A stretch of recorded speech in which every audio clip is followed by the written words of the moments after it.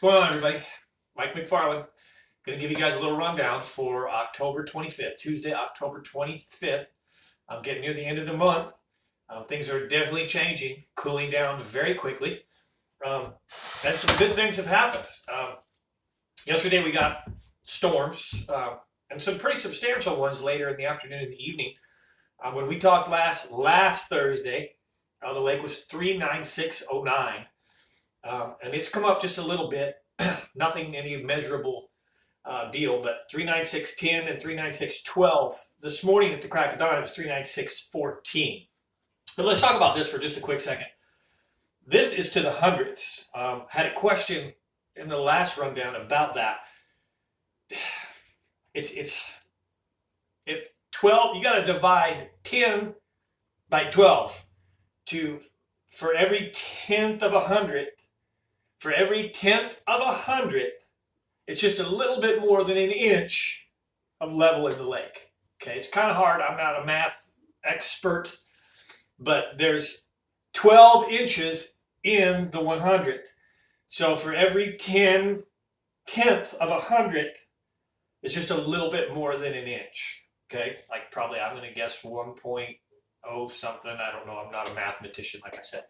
But basically, this puts us at about 6 foot 11 inches low. So I hope that made sense. Again, this last number is to the hundreds. There's 12 inches in a foot, but there's only 10 tenths in that 100. So 1/10 is about an inch. Okay. Clarity 1.1 to 2 foot visibility. That's got my head going, phew! I'm better at fishing than math.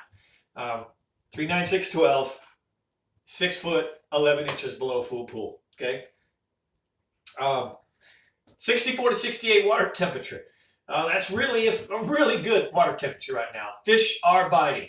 You got to move and groove to find them.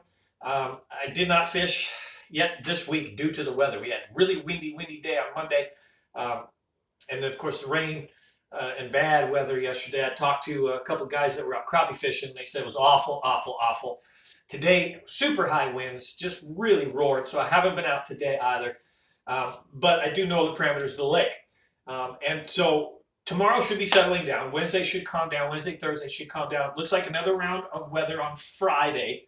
But this is excellent. Okay, the turnover is so far behind us. The water is starting to really look good, 1 to 2 foot visibility.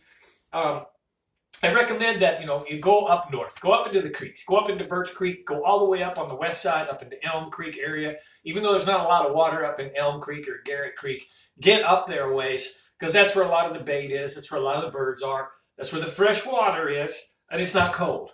It is not cold. That is happy temperatures for bass. So your backs of your creeks are the place to be now. And you should be able to catch them on moving baits, square bills, spinner baits, chatter baits, underspins, probably some kind of a topwater bite from day to day, depending on the winds and the weather. And we should have what's really going on as a fall feast. There's probably another 2 to 3 weeks, maybe 1 month max, before the water will get too cold. And it really depends on Mother Nature. We can have no winter here in Northeast Texas, or very, very mild, extremely mild, or we can get hit. And in the next 2 weeks, we could have a cold front knock this all the way down below 50 degrees or into the low 50s. We're sitting in the right prime area right now. The mornings are not cold. The weather looks good. The afternoons and stuff are warm, trending back up. So as far as the conditions of the lake, keeps me very happy. So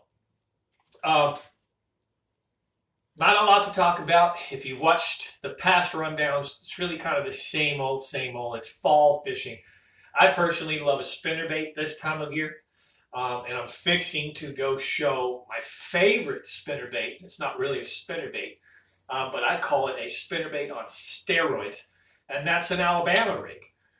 We are really in a great season. The fall season is great for swim baits, big swim baits, glide baits. The glide bait can be broken out again.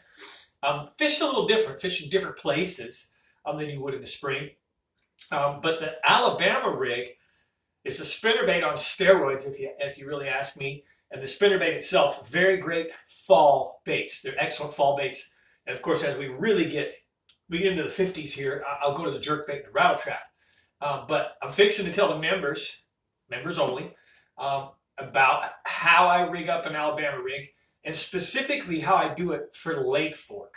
An Alabama rig is a really expensive bait. By the time you're done with the rig itself, put the baits on it, the whole 9 yards, you can have $25 to $30, $40 worth of one rig.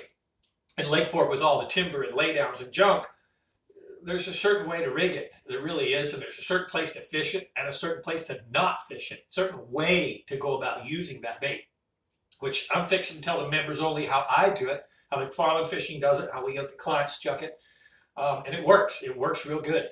So if you really want to know what that is, you want to know what I do to the Alabama rig, what kind of baits I carry on it, how I rig it up, which Alabama rig do I use, come on over to the members only. Members only subscription is real simple. It's in the descriptions below. Look in the description of this video. Below the video, you'll see descriptions. Look in there, and it should be a link for you to go to the members. Click on that link, and you can become a member real simple. $4.99 a month. We have about 270 members. They're faithful members. They're very valuable. The members only gives you 8 rundowns, just like you get 8 public rundowns. They're just not free. That's all. So I get into a lot more detail. I tell the tips, the tricks, tell the exact colors, exact way that we're using it, the pace of the bait, the place where I'm fishing. But anyways, that's your invite to the members only. Public-wise, I hope I've given you just enough information for fishing this week. Again, like I said, if it was me, I would go out with a spinnerbait, a topwater, and an Alabama rig right now, and I'd cover a lot of water until I found some fish. And then once I caught some fish, I'd slow down, of course, in that particular area.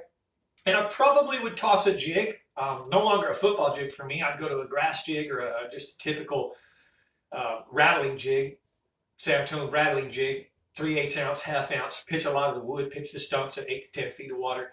And that would probably be it. Maybe a shaky head worm. I kind of pull off the worm once we get below 70 degrees. I'd rather just throw a jig. I'd rather stay with a jig all day long. Jig gets big bites. But that's what I got for you in the public rundown. Pray for some more rain.